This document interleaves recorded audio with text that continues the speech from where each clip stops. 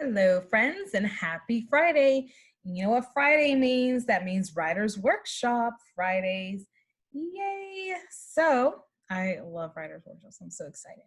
All right, so let's just dive right in. We're doing our session 2 today.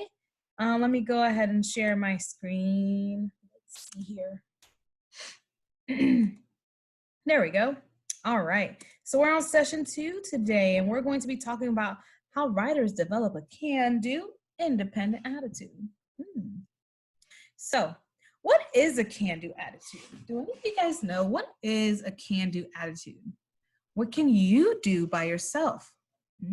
So, a can-do attitude is when you just have a very good attitude about, oh, I can do this, I can do this, I can do this. And you're very can-do. You're never like, oh, I can't do that. So that is what a can-do attitude is, okay? There's things you can do. So what are some things you guys can do by yourself? So I bet some of you guys, I know some things that you guys can do by yourself. I know a lot of my friends have a can-do personality about math. I know a lot of my friends do. I know a lot of you guys have a can-do attitude about writing, and some of you guys reading, and that's awesome. Well, all of you guys are gonna have a can-do attitude for writing, especially narrative writing, because it is so fun, and you guys are so smart. So here's how to write a realistic book. So first you're going to think of a pretend person, right? We kind of did this last time in our first session. We give them a name, then we imagine a real place, and then we imagine a problem for the character, right? We did that. And then we planned, we touched each finger and told a story on each finger, right? And then we wrote our story on paper. So that's just a quick review. So the first thing you do is, okay, think of a name. Where is my story going to take place? What's the problem in the story? And then you're gonna tell your story on your 5 fingers, and then you write. So simple, so easy, so fun. And I'm sure you guys are doing an awesome job at this. So today, you will take charge of your own writing. You will think of what you need to do next and remind yourself. So watch me as I try to remind myself what to do. So remember that Gretchen story I had where she was in the treehouse and the problem of the, let me move my thing. So I'm gonna add to my story. Let's see. Okay, Gretchen climbed in her tree fort again, and okay, so she climbed in her tree fort, and I can't think of what to do. Should I ask a friend? Maybe that be a good thing to do.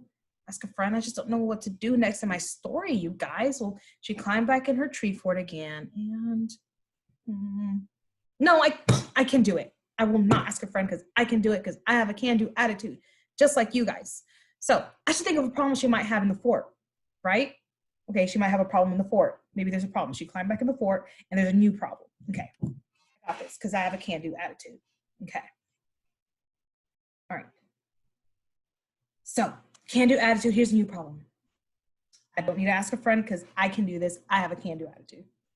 Okay, so she climbed back in her fort. And oh no, the ladder broke. Now she's stuck in her fort. How is she going to get out? Look at that.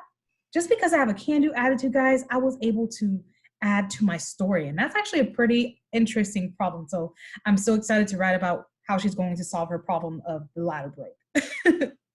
So now you guys try. So close your eyes right now and think of a name, a new story.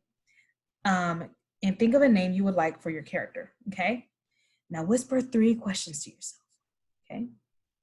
Where is your main character? Think about it. Where is your main character? What real life problem can they have? Did they miss school? Did they miss the bus?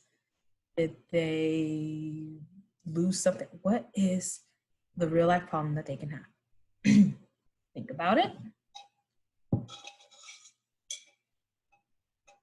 Lastly, remember to remind yourself as you write, okay? When you're writing, remember who your character is and remember the problem.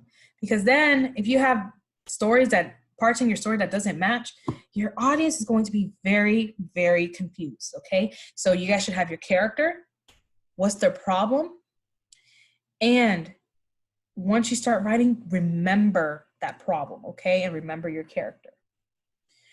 So you guys are going to take charge of your own writing. Just whisper those 3 questions and you'll be fine, okay? Where's my character again? Oh, what was that real life problem? What's a new real life problem they can have?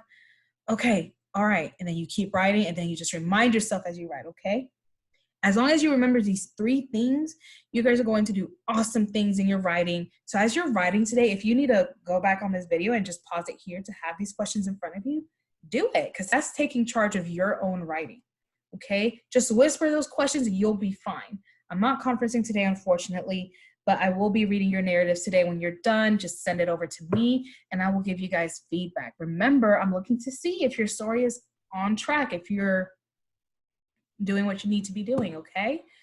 Make sure your narrative is about that same character, your setting, problem, whatever, okay? So as long as you ask these 3 questions, you guys are great. And I have some awesome, you guys are all awesome writers in this class. So I have no doubts that you guys will come up with some great narratives. All right, so like I said, in your journal that I gave you, you will continue to write your narrative story, or you start a new one if you finished, okay? So make sure to follow the steps, okay? If you get stuck, follow these steps because you guys are going to take charge of your own writing and you guys have a can-do attitude because you guys are awesome 2nd grade writers. If you have any questions, feel free to send me a message on Class Dojo. Make sure you do submit your narrative today. I can't wait to see what you guys come up with.